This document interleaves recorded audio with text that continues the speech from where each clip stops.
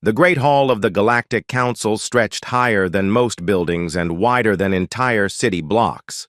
Thousands of beings from hundreds of different worlds filled the massive space, their voices creating a constant buzz of alien languages that echoed off the crystal walls. Today felt different, though, the air thick with tension that even the most peaceful species could sense.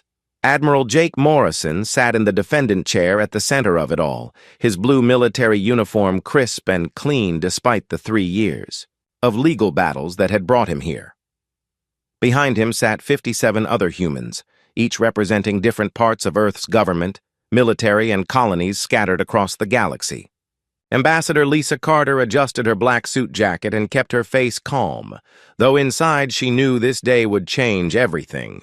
The council speaker, a being called Veltar who looked like a walking crystal tower twice the height of any human, raised one of its many arms to bring silence to the hall. The creature's voice came from somewhere deep inside its body and filled every corner of the massive room without any technology to help it carry. We have spent 3 standard galactic years examining the evidence against the species known as humanity, Veltar announced, its words causing a complete silence to fall over the assembled crowd. The charges are serious and the evidence is clear. Humanity stands accused of dangerous military expansion, refusing to share advanced technology with Council oversight, and developing weapons systems that threaten the balance of power in our galaxy. Jake Morrison kept his hands folded in his lap and his eyes focused straight ahead. He had heard these same accusations hundreds of times over the past 3 years. The other humans behind him showed the same calm patience they had displayed throughout the entire trial process. Veltar continued reading from a device that floated near its head. The Council finds that humanity has created artificial intelligence systems that surpass the intelligence of most organic life forms without proper safeguards or Council approval. They have developed weapons capable of destroying planets and shields that can protect entire star systems. Most concerning, they have repeatedly refused to submit these technologies for Council review and regulation. A low murmur went through the alien crowd, but the humans remained silent. Dr. Ben Harris, the chief scientist in the human delegation, simply adjusted his glasses and continued listening. Carol Stone, the military advisor, kept her scarred hands, still on her knees and her expression neutral. Furthermore, the speaker went on, humanity has established colonies and military bases throughout Council space without following proper expansion protocols. They have made first contact with 17 different species without Council supervision. Their trading practices have disrupted established economic relationships between member species. The list of charges seemed endless, but Jake Morrison had heard them all before. What bothered him was not the accusations themselves, but the fact that many of them were simply descriptions of normal human activities that other species apparently found threatening. Humans explored space because that was what humans did. They built things and improved technology because that was how their minds worked. They helped other species because they thought it was the right thing to do. The evidence shows, Veltar continued, that humanity poses a significant threat to the stability and security of our galactic community. Their rapid technological advancement and aggressive expansion cannot be allowed to continue unchecked. Jake Morrison glanced back at Ambassador Carter, who gave him a small nod. They had expected this outcome for months now. The writing had been on the wall since the 2nd year of the trial, when it became clear that the Council was more interested in controlling human development than understanding it. Therefore, the speaker announced, the Galactic Council hereby finds humanity guilty of all charges. As punishment for these crimes against galactic peace, all human colonies outside the Sol system must be surrendered to Council oversight within 1 standard galactic year. All human military vessels larger than patrol craft must be decommissioned under Council supervision. All advanced human technologies must be submitted for Council review and regulation before any further development can proceed. The hall erupted. in noise as thousands of alien voices expressed approval, shock, concern, or anger depending on their species and political affiliations. Through it all, the humans sat in complete silence. Veltar raised its arms again for quiet. Additionally, humanity will be restricted to their home system until they can prove their commitment to galactic peace and their willingness to operate under Council guidance. This restriction will remain in place for a minimum of 50 standard galactic years. Jake Morrison stood up slowly, his movement causing the entire hall to fall silent again. Every eye, antenna, sensor, and other detection organ focused on him as he straightened his uniform jacket and turned to face his delegation. Without saying a word, he nodded toward the exit doors. One by one, the humans began standing up from their seats. Ambassador Carter gathered her papers and placed them in her briefcase. Dr. Harris closed his datapad and slipped it into his jacket pocket. Carol Stone adjusted her metal ribbons and smoothed down her uniform. None of them spoke, but their movements were coordinated and deliberate. The alien observers watched in growing confusion as the entire human delegation began walking toward the exit doors in perfect formation. They had expected protests, angry, speeches, demands for appeals, or at least some kind of emotional response to the verdict. Ambassador Carter paused at the massive doors that led out of the council chamber. She turned back to face the thousands of assembled beings, her voice clear and calm when she spoke. "We understand your position completely," she said, her words carrying easily through the silent hall. "We respect the council's right to make this decision. We will be withdrawing from all council space immediately. We wish you good luck with your future endeavors." The heavy doors closed behind the humans with a soft sound that seemed louder than any explosion in the stunned silence they left behind. In 60 seconds, humanity had accepted the harshest punishment in council history and walked away without a single word of protest or anger.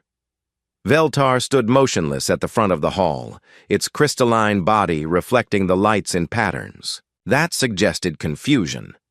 Around the chamber, thousands of beings sat in complete silence, not understanding what they had just witnessed.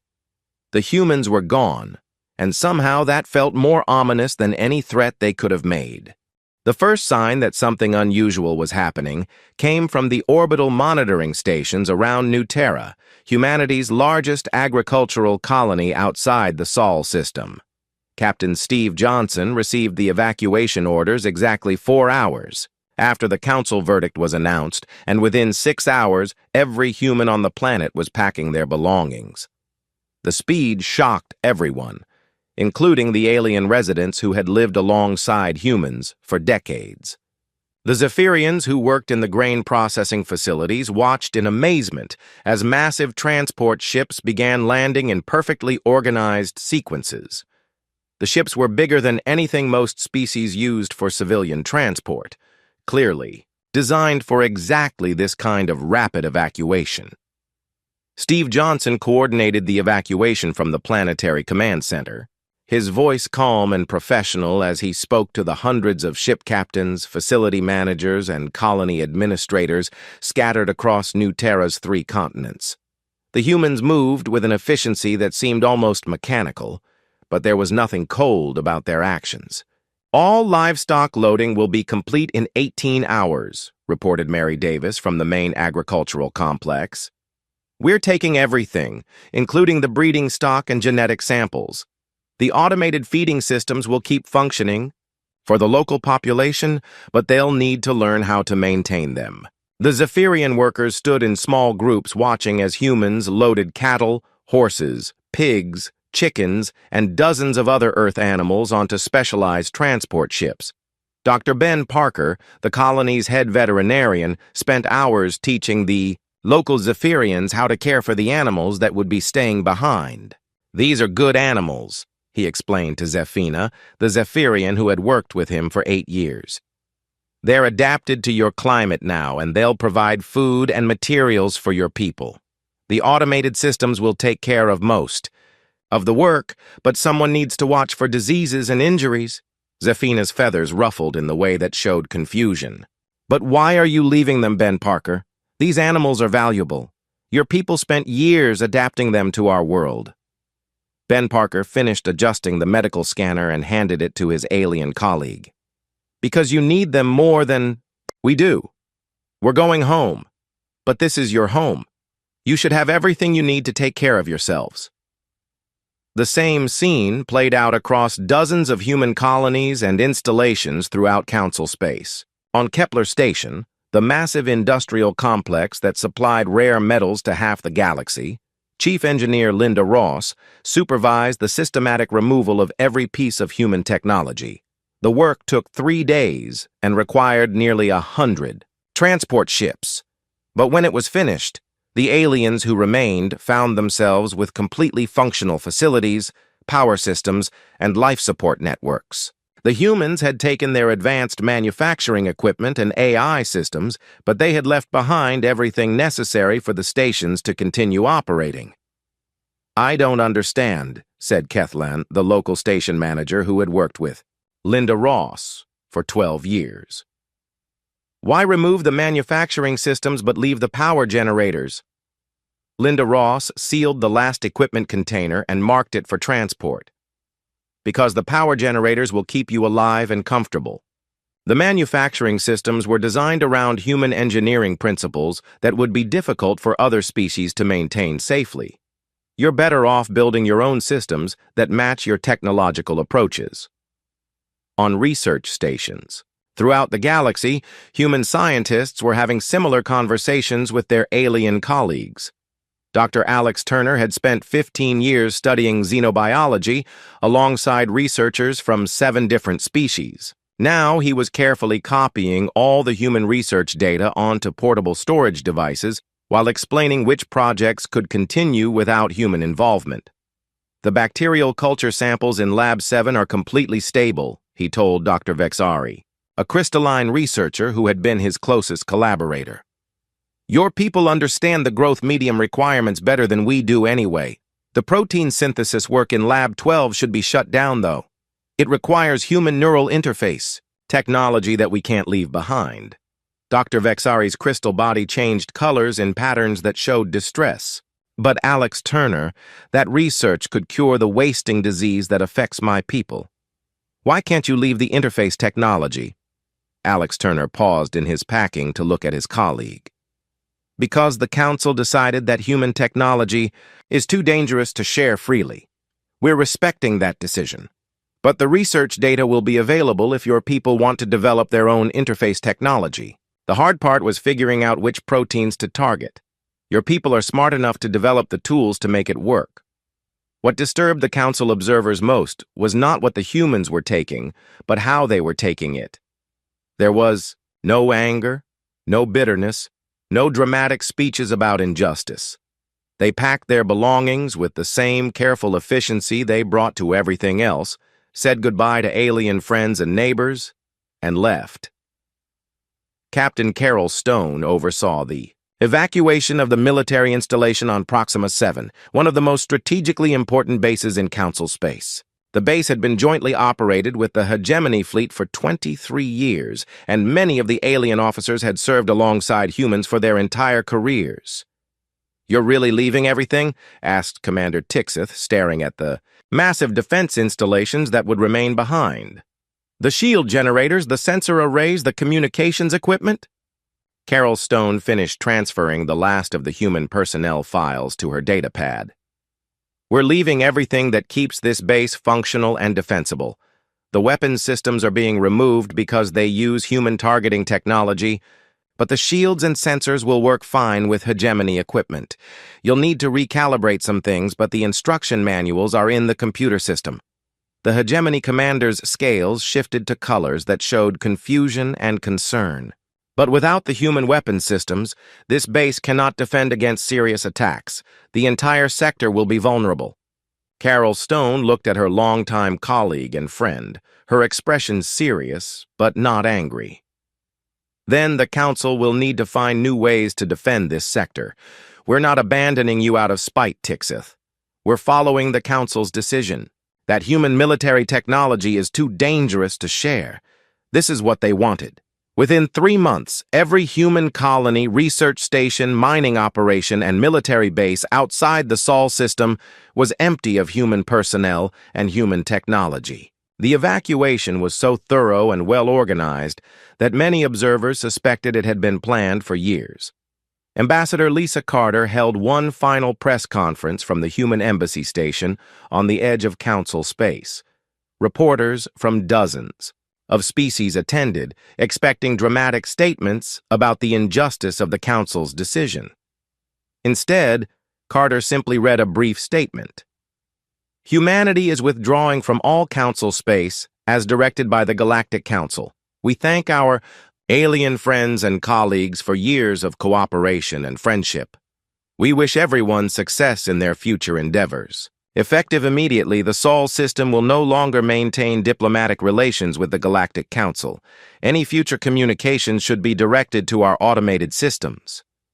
The questions came rapidly from the assembled reporters, but Carter simply smiled politely and walked away. The humans had said everything they intended to say, and now they were going home.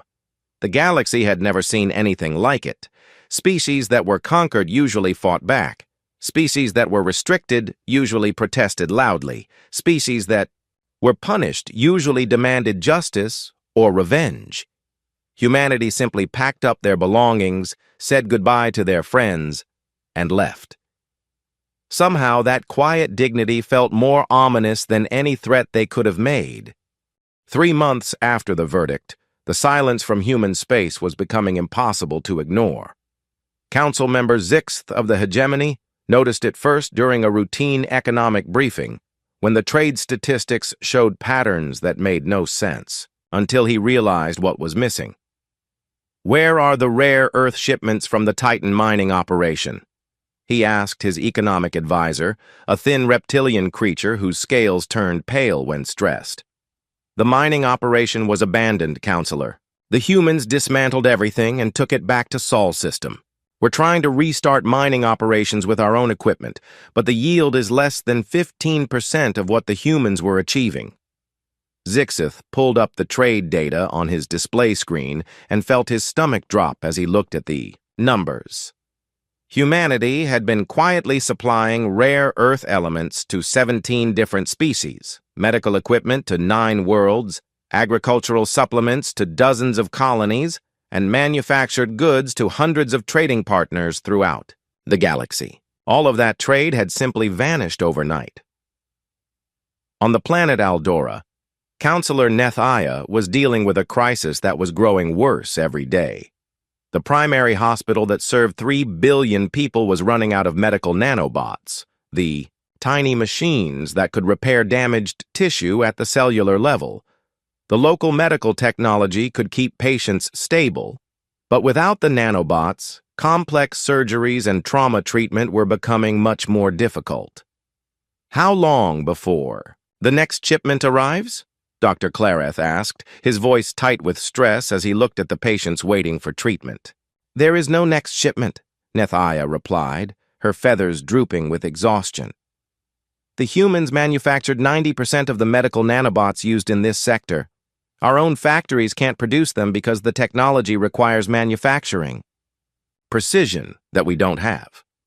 The death rates at hospitals throughout Council space began climbing for the first time in a decade. Not because alien medicine was bad, but because it had become dependent on human technology that was suddenly no longer available. The Velnari Confederation discovered their problem when their asteroid mining operations began shutting down one by one. The entire operation had been running on AI systems designed by human engineers, systems so advanced that they could predict ore locations, coordinate mining operations, and manage logistics across dozens of asteroid fields simultaneously. Can't we just build our own AI systems? Asked Confederation leader Molax during an emergency economic meeting. We've been trying, replied Chief Engineer Paleth, his tentacles writhing with frustration. But human AI technology is decades ahead of ours. Our systems can handle simple tasks, but they can't process the complex calculations needed for efficient Asteroid mining. Our yields have dropped by 70%, and our costs have increased by 300%. What made the situation worse was that the humans had not sabotaged anything. They had simply taken their technology and left, leaving behind functional but basic systems that other species could understand and maintain. The problem was that galactic civilization had become dependent on human innovations without realizing it. Council Speaker Veltar tried to maintain diplomatic contact with humanity, sending official messages through the normal communication channels. The responses were polite but frustrating. Humanity no longer maintains diplomatic relations with the Galactic Council, came the standard reply from the automated system at the edge of Sol space. If this is a medical emergency, please contact the Red Cross emergency frequency. If this is a navigation emergency, please contact the Emergency Beacon Network. For all other matters, please consult your local authorities.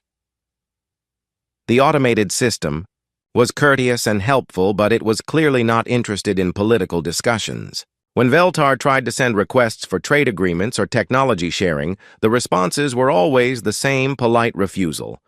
Dr. Gary Adams had been managing food distribution networks throughout the galaxy for 15 years, but no one had paid much attention to his work until he was gone. His AI systems had been quietly monitoring crop yields on hundreds of worlds, predicting weather patterns and coordinating surplus distribution to prevent famines. Without his invisible network, 3 minor food shortages quickly developed into serious humanitarian crises. The Kethalani homeworld, which had experienced drought conditions for 2 years, suddenly found itself cut off from the surplus grain that had been keeping its population fed. We need to establish emergency food shipments from the agricultural worlds in the Outer Rim, demanded Kethalani Representative Zureth during a council emergency session. The agricultural worlds are dealing with their own distribution problems, replied Veltar, its crystal body flickering with stress patterns. Without human coordination systems, everyone is having difficulty managing surplus and shortage balancing. The research station on Titan 7 sat empty and unused, its advanced quantum communication arrays dark and silent. Dr. Helen Moore had been leading breakthrough studies in faster-than-light communication, work that had promised to revolutionize how the galaxy stayed connected. Now the alien scientists who remained couldn't even turn on the equipment, let alone understand how it worked.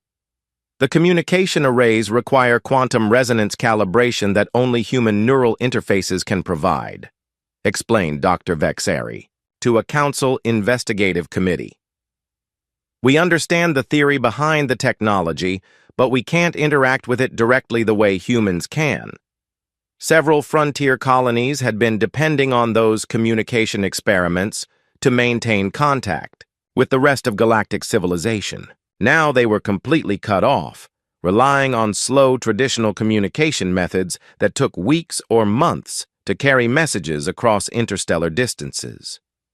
The council meetings had changed dramatically over the 3 months since the human exodus. Instead of the usual debates about expansion policies and trade agreements, every session was dominated by crisis management discussions. The hegemony blamed the Confederation for pushing too hard for human punishment. The Confederation blamed the Crystalline Assembly for not understanding human psychology. The Assembly blamed everyone for failing to prepare contingency plans. We need to send a diplomatic mission to Sol system, suggested Assembly Representative Lux Andra during one particularly heated session. Clearly, the humans are willing to maintain some limited contact through their emergency services. Perhaps we can negotiate a gradual restoration of relations. They specifically said they no longer maintain diplomatic relations with the Council, Veltar replied, its voice carrying harmonics that suggested deep frustration. What makes you think they would be willing to negotiate? Because they're rational beings. Luxandra's crystal body pulsed with confident patterns. Once they've had time to consider the consequences of complete isolation, they'll realize that cooperation benefits everyone. But reconnaissance ships sent to the edge of human space reported something that made the council members increasingly uncomfortable. Human space had become completely opaque to outside observation. The normal electromagnetic signatures of a technological civilization were still there, but they were different somehow, organized in ways that didn't match any known patterns. Whatever. The humans were doing behind their borders. They were doing it quietly and efficiently. More troubling, the few human ships that were spotted seemed to be using technology that was more advanced than anything the Council had seen before. Captain Ryan Taylor had been patrolling the dangerous Omega Nebula region for 8 years, leading joint Council fleets against pirates and raiders who attacked merchant vessels in the area. His departure had left a critical gap in the region's defenses, and the results were becoming obvious.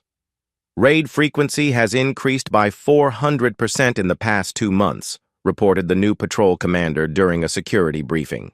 Without human sensor technology and tactical coordination, we're unable to predict or prevent most attacks.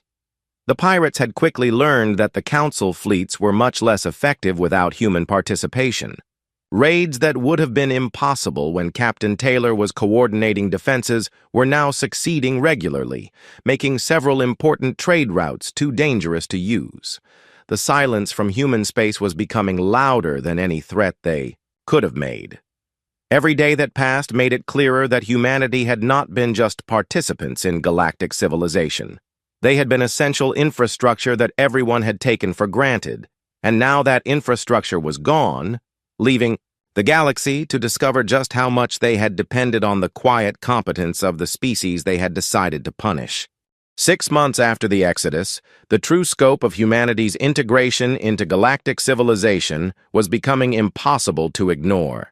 It was not just trade goods and technology that had disappeared, it was the humans themselves and their unique ability to solve problems that other species found impossible. The Kethlani Civil War had been brewing for 2 years, a territorial dispute between the northern and southern regions of their homeworld that was complicated by ancient cultural differences and modern resource competition. Captain Susan Wells had been mediating the negotiations, using her understanding of both human psychology and Kethlani culture to find solutions that both sides could accept. Without her patient guidance, the diplomatic talks had collapsed within 3 weeks of the human departure. The northern Kethlani claimed the southerners were hoarding water resources during the ongoing drought. The southern Kethlani accused the northerners of trying to steal their ancestral territories. What had been angry words became violent actions, and what had been a political dispute became an armed conflict. The situation has escalated beyond our ability to contain, reported Kethlani peacekeeper Morith to the Council Emergency Committee. Neither side will accept mediation from Council representatives. They claim that only Captain Wells understood their cultural concerns well enough to propose fair solutions. The war was spreading beyond the Kethlani homeworld as neighboring systems chose sides or tried to protect their own interests. 3 different species had become involved in what should have been a local dispute, and the Council's peacekeeping forces were struggling to prevent the conflict from destabilizing the entire region.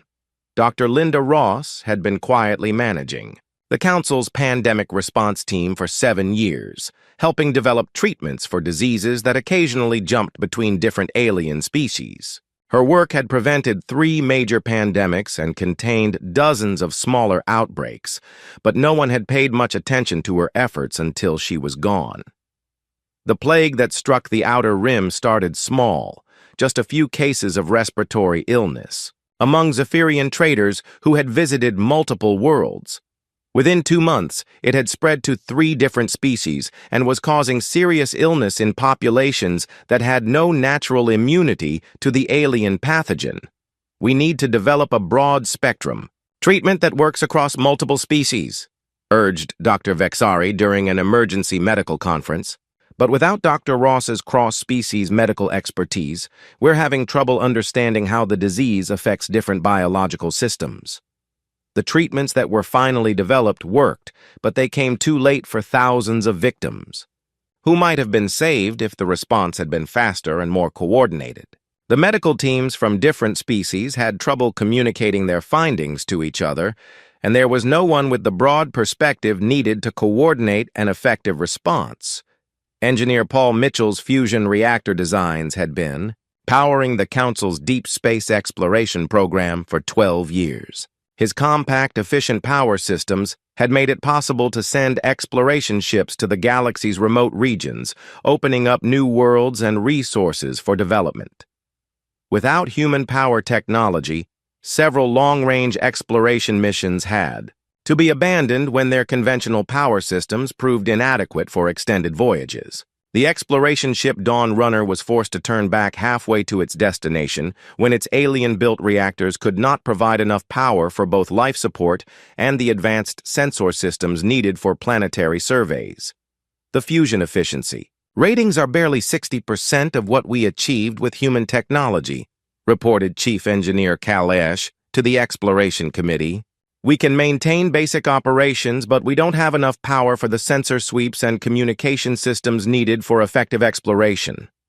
3 promising star systems that might have contained habitable worlds remained unexplored, and 2 colonial expansion projects had to be postponed indefinitely. The galaxy was becoming smaller, as the Council's ability to explore and expand was reduced to pre-human levels. Captain Ryan Taylor's departure from the Omega Nebula Patrol had consequences that reached far beyond increased pirate activity. The pirates themselves were changing their tactics, becoming bolder and more organized as they realized the Council fleets could no longer predict their movements or coordinate effective responses. They're using formation attacks that would have been suicide when Captain Taylor was commanding our forces, reported the new patrol leader during a security briefing. Without human tactical coordination and sensor technology, we can't track multiple raider groups simultaneously or predict their convergence points.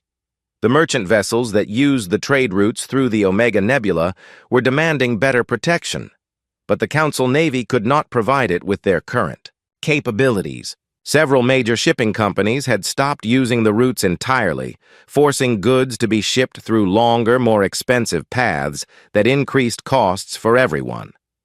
Dr. Margaret Hayes had been part of the Council's agricultural research program, working to develop crop strains that could grow in the diverse environments found throughout the galaxy. Her hybrid breeding programs had created food plants that could feed dozens of different species while adapting to local soil and climate conditions. With her departure, several worlds that had been developing agricultural independence found themselves struggling with crop failures and reduced yields. The hybrid plants required careful genetic management that the local scientists could not provide, and the backup seed stocks were located in human space where they were no longer available. Our grain yields have dropped by 40% since the hybrid management systems went offline, reported Agricultural Minister Dexoth from the Colony World New Prosperity. The local crops can't adapt to our soil conditions as quickly as the human-designed hybrids could. Food prices were rising throughout Council space as agricultural productivity declined and transportation costs increased. What had been minor economic adjustments were becoming serious hardships for the poorer worlds that depended on imported food to support their populations. The research station orbiting the gas giant Helios Prime had been humanity's most ambitious scientific project. In Council space, a massive facility where human and alien scientists worked together to study everything from quantum physics to biological evolution. Dr. Alex Turner had been the coordinator for dozens of joint research projects that were advancing knowledge across multiple scientific disciplines. The alien scientists who remained found themselves unable to continue most of the research programs because they required human insight into complex problems or human technology that could not be replicated. The quantum mechanics laboratory sat unused because its experiments required human neural interfaces. The evolutionary biology program stopped because it depended on human computers that could process vast amounts of genetic data. We understand the individual components of these research programs, explained Dr. Zareth to the Council's Science Committee. But humans had a way of seeing connections between different fields of study that allowed them to approach problems from unexpected angles. Without that perspective, many of our most promising research directions have reached dead ends. The Most disturbing reports came from the Intelligence Division, which monitored activities throughout the galaxy for signs of threats to Council security. Their surveillance systems had been quietly enhanced by human technology and human analysts for years, but the full extent of that enhancement was only becoming clear now that it was gone. Our threat detection capability has been reduced by approximately 70%, reported Intelligence Director Silath during a classified briefing to Council leadership. Human pattern recognition software was identifying potential security risks that our systems missed entirely. Human analysts were interpreting intelligence data in ways that provided early warning of developing problems. Two separatist movements that might have been detected and contained before they became serious threats had now grown into active rebellions. A pirate organization in the fringe territories had developed into what appeared to be a well-funded and well-organized fleet that posed a real threat to Council shipping. Several worlds that had seemed stable and peaceful were showing signs of internal unrest that no one had predicted.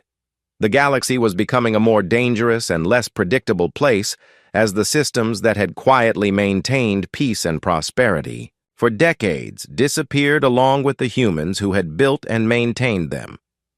Council meetings were now crisis management sessions that seemed to move from one emergency to the next without ever resolving anything. The leadership was beginning to realize that they had made a fundamental error in understanding humanity's role in galactic civilization. The humans had not been competitors or threats to be controlled. They had been the invisible foundation that had allowed galactic civilization to function smoothly and efficiently. Now that foundation was gone, and everything built on top of it was beginning to crumble. 1 year after the verdict, the Galactic Council faced its worst crisis in centuries. What had started as economic disruption had evolved into a cascading series of disasters that threatened the stability of dozens of worlds and the very foundation of galactic civilization. The Kethalani Civil War had spread far beyond its original boundaries, drawing in 4 neighboring star systems as different species chose sides or tried to protect their own territorial interests. The Hegemony fleet was supporting the northern Kethalani because they controlled the dilithium mines that powered Hegemony ships. The Confederation was backing the southern Kethalani because their agricultural exports fed 3 Confederation worlds that could not produce enough food locally. Casualty reports indicate over 2 million dead across 7 worlds, announced war crimes investigator Thelos during an emergency council session. The conflict shows no signs of resolution, and our peacekeeping forces are insufficient to contain the violence. Without Captain Susan Wells and her unique understanding of interspecies psychology, every attempt at mediation had failed. The alien diplomats assigned to replace her could not bridge the cultural gaps that she had navigated so skillfully. What should have been a local dispute settled through negotiation had become a regional war that consumed more resources every day. The Terminus sector, which had been one of the safest regions in Council space when Captain Ryan Taylor was coordinating, security operations had become a hunting ground for increasingly organized pirate fleets. The raiders had evolved from small groups attacking isolated ships to large formations that could overwhelm Council patrol vessels. They're using coordinated attack patterns that our current tactical systems cannot counter, reported Admiral Vexion during a military briefing. Without human sensor technology and coordination software, we cannot track multiple enemy formations or predict their convergence points in real time. 3 major shipping companies had abandoned the Terminus routes entirely, forcing cargo to be rerouted through longer and more expensive paths. The economic impact was spreading throughout Council space as transportation costs increased and delivery times stretched from days to weeks. Dr. Gary Adams had been managing agricultural distribution networks so quietly that most officials had not even known his work existed until it was gone. His AI systems had been monitoring weather patterns, crop yields, and consumption data across hundreds of worlds to prevent food shortages before they became critical. Without this invisible coordination, 3 minor food distribution problems had developed into major humanitarian crises. The drought on Kethlon Prime had been manageable when surplus grain from other worlds could be quickly redirected to compensate for reduced local production. Now, with no central coordination system, the surplus grain sat unused on some worlds while others faced starvation. "We have 17 worlds with food surpluses and 12 worlds with critical shortages," reported Resource Coordinator Melath to the Emergency Aid Committee. "But without human logistics coordination, we cannot efficiently match surplus to need. By the time we arrange transportation, the shortages become famines." The planet Eldora was facing its worst medical crisis in 50 years, as hospitals struggled without the human-manufactured medical equipment that had become essential to modern medicine. Dr. Linda Ross's departure had not just eliminated access to advanced nanobots and surgical equipment, it had removed the expertise needed to train alien medical personnel in emergency response procedures. "Our trauma centers are operating at 19th century efficiency levels," reported Chief Medical Officer Koreth, his voice strained with exhaustion. "We can keep patients alive, but we cannot provide the precision treatment that has become standard practice. Death rates for complex surgeries have increased by 300%. The medical schools that had been training the next generation of doctors found themselves unable to provide education in advanced techniques because the equipment and expertise had been human-designed and human-operated. An entire generation of medical students was graduating with skills that were decades behind what their predecessors had learned. The research station on Titan 7 remained dark and silent, its advanced communication arrays unusable without human neural interfaces to calibrate the quantum resonance systems. Dr. Helen Moore's breakthrough work in faster-than-light communication had promised to revolutionize galactic connectivity, but now it represented only what could have been. 7 frontier colonies have been completely cut off from galactic communication networks, reported Communications Director Zaleth. They are relying on automated beacon systems that provide basic navigation data, but no real-time communication capability. The implications went beyond inconvenience, as several of these isolated colonies had been conducting important research or managing critical resource extraction operations. Without real-time communication, coordinating complex operations across interstellar distances had become nearly impossible. The Velnari Confederation was discovering that their entire industrial base had become dependent on human AI systems, in ways that had been invisible until those systems were gone. The asteroid mining operations that provided raw materials for dozens of worlds were operating at less than 30% efficiency with alien-designed automation. "Our mining yield projections for this year are 70% below target," reported Industrial Coordinator Paleth, his tentacles writhing with stress. "Without human AI systems to optimize extraction patterns and coordinate multiple mining operations simultaneously, we cannot maintain the resource flow that supports our manufacturing sector."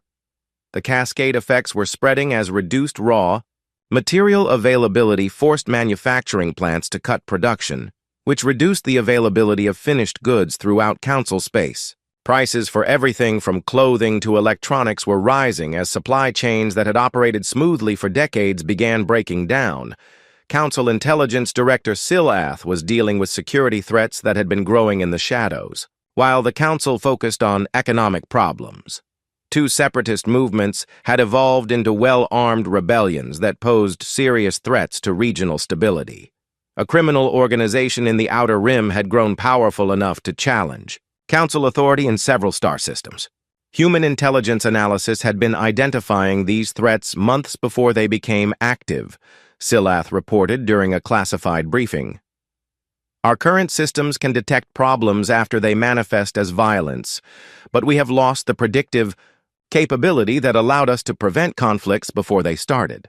The rebellion on Proxima 7 had begun as a peaceful independence movement that human analysts had identified as potentially dangerous 6 months before it turned violent. With early intervention, it could have been resolved through political negotiation. Now it required military action that was proving both expensive and ineffective. The most troubling reports came from the few reconnaissance missions that had been able to observe activities at the edge of human space. The electromagnetic signatures coming from Sol system and human colonies indicated technological development that was proceeding at an accelerated pace. Human ship designs have evolved significantly beyond anything in our databases, reported Deep Space Reconnaissance Commander Yexoth. The few vessels we've observed at long range appear to be using propulsion and power systems that exceed our current understanding. More disturbing were the reports that human space had become completely self-sufficient in ways that seemed impossible. The massive industrial infrastructure that had supported human colonies throughout the galaxy had somehow been recreated within the Sol system in less than a year. They appear to have developed manufacturing capabilities that far exceed what they possessed when they left Council space, Yexoth continued. Either they had hidden industrial capacity that we never detected, or they have achieved technological breakthroughs that allow for extremely rapid infrastructure development. Council meetings had devolved into shouting matches about who was responsible for the crisis. The hegemony blamed the Confederation for pushing too hard for human punishment. The Confederation blamed the Crystalline Assembly for not understanding human psychology. The Assembly blamed the hegemony for failing to maintain adequate intelligence about human capabilities. We need to acknowledge that we made a serious error in judgment, declared Assembly Representative Lux Andra during one particularly heated session. The evidence suggests that humans were not a threat to galactic stability. They were essential to maintaining galactic stability. It's too late for regrets, replied Hegemony Counselor Zixith, his scales showing patterns of anger and frustration. The question now is whether we can restore some form of relationship with humanity before the entire galactic economy collapses. Council. Speaker Veltar's crystalline body had developed stress fractures that reflected the strain of managing crisis after crisis without adequate resources or expertise. The council that had once governed hundreds of worlds and dozens of species was struggling to maintain basic functions. We must consider the possibility, Veltar announced during a closed leadership meeting, that we cannot solve these problems without human assistance. 18 months after the verdict, Council Speaker Veltar made an unprecedented decision that would have been unthinkable when this crisis began. For the first time in Council history, a formal delegation would travel to Sol system to request a meeting with human leadership. The admission was implicit but clear. The Council needed humanity more than humanity needed the Council. The delegation consisted of representatives from every major species in the Council, led by Veltar itself, and including Admiral Tixith of the Hegemony, Science Coordinator Luxandra of the Assembly, and Intelligence Director Silath. Their ships approached the edge of human space with the careful respect usually reserved for potentially hostile powers. Admiral Jake Morrison was waiting for them at the border, aboard a ship that looked familiar yet completely wrong. It was, clearly based on human design principles that the Council members recognized, but the technology visible on its hull was decades beyond anything they had seen when humanity left Council space. The ship's hull seemed to shimmer with energy patterns that suggested both defensive capabilities and power systems that defied easy analysis. Speaker Veltar, Morrison said, as his image appeared on the delegation's communication screens. Welcome to human space. We understand that you requested a meeting with our leadership. We're always willing to listen to peaceful visitors, though. I should mention that our circumstances have changed somewhat since we last spoke. Veltar's crystalline body flickered with patterns that showed both hope and concern. Admiral Morrison, the Council wishes to discuss the possibility of renewed relations between our peoples. We have come to understand that humanity's departure has created difficulties that we did not anticipate. Morrison's expression remained neutral but not unfriendly. We appreciate your honesty, Speaker. President Andrew Clark has agreed to meet with your delegation. We'll escort you to New Geneva Station, where you can see how we've been spending our time since leaving Council space. The journey to New Geneva Station took 6 hours, during which the Council delegation observed human space with growing amazement and concern. The infrastructure development that had occurred in 18 months seemed impossible, even by human standards. Massive orbital facilities surrounded every planet in the Sol system, connected by transport networks that moved goods, and people at speeds that approached the limits of physics. New Geneva Station itself was a marvel that dwarfed anything in Council space. The facility was clearly designed for both research and manufacturing on a scale that suggested humanity had developed industrial capabilities far beyond what they had possessed when they left the galaxy. The station's energy output alone exceeded the power generation of most inhabited worlds. Dr. Margaret Hayes, humanity's new chief science officer, met the delegation at the station's docking bay. Her presence was both reassuring and troubling, as she looked exactly as the council members remembered her, but the technology surrounding her was clearly years ahead of anything they had seen before. "Welcome to New Geneva Station," Dr. Hayes said, leading the delegation through corridors that hummed with barely contained energy. "We've made some interesting progress since we last worked together. I think you'll find our developments quite remarkable."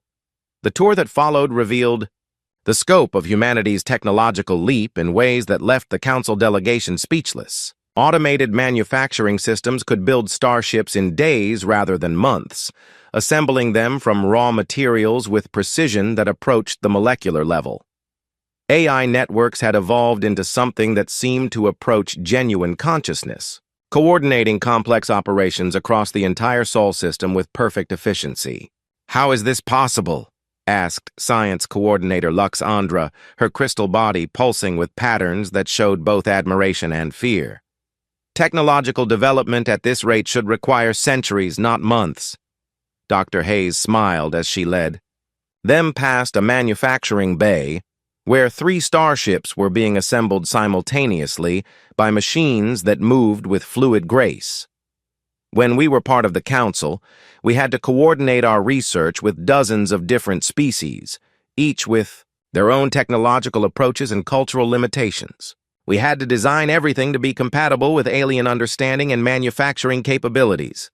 She paused at an observation window that looked out over the station's main research complex, where hundreds of experiments were proceeding in parallel. When we returned to Sol system, we were free to pursue research directions that other species might find threatening or incomprehensible. It turns out that human technological development was being artificially constrained by the need to remain compatible with galactic norms. Admiral Tixeth studied the starships visible through the window, his scales shifting to colors that showed deep concern. "These vessels are far more advanced than anything humanity possessed when you left Council space. The power signatures suggest capabilities that could threaten entire fleets." Dr. Hayes nodded calmly. "Our defensive capabilities have improved significantly, yes. We've learned that independence requires the ability to defend that independence effectively. But I think you'll find that our greatest advances have been in areas that benefit everyone." The demonstration that followed showed advances in medical technology that could cure diseases that had plagued alien species for centuries, agricultural techniques that could make barren worlds fertile, and communication systems that could provide real-time connectivity across galactic distances. All of it was based on principles that had been theoretical when humanity left Council space. "You've solved faster-than-light communication," observed Intelligence Director Silath, studying the quantum communication arrays with obvious amazement. "This technology could revolutionize galactic civilization." "We've solved several problems that we'd been working on for decades," Dr. Hayes confirmed. "It turns out that many scientific breakthroughs require approaches that other species find counterintuitive or dangerous. When we were no longer required to limit our research to approaches that everyone could understand and accept, progress accelerated dramatically."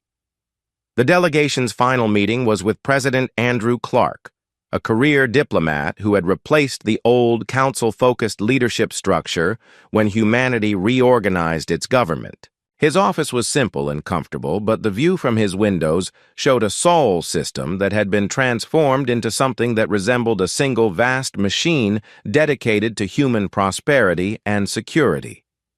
"President Clark," Veltar began. "Carefully, the Council wishes to discuss the possibility of renewed cooperation between our peoples. We have come to understand that humanity's contributions to galactic civilization were more significant than we realized." Clark listened patiently as the delegation explained the crises that had developed since humanity's departure.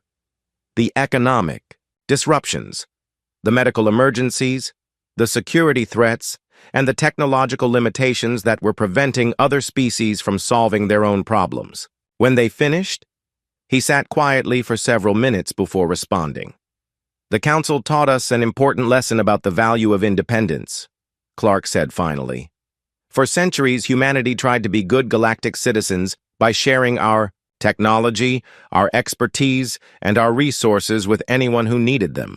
We thought that cooperation and mutual assistance were the foundations of a healthy galactic community." He stood and walked to the window, looking out at the transformed Sol system. "The Council's verdict showed us that our attempts to help were seen as threats by those we were trying to assist. Our technological advances were viewed as dangerous rather than beneficial. Our willingness to solve problems was interpreted as aggressive expansion rather than helpful cooperation." Clark turned, back to face the delegation, his expression serious but not angry. "We're grateful for that education. It taught us that we needed to focus on our own development and our own security before we could effectively help anyone else."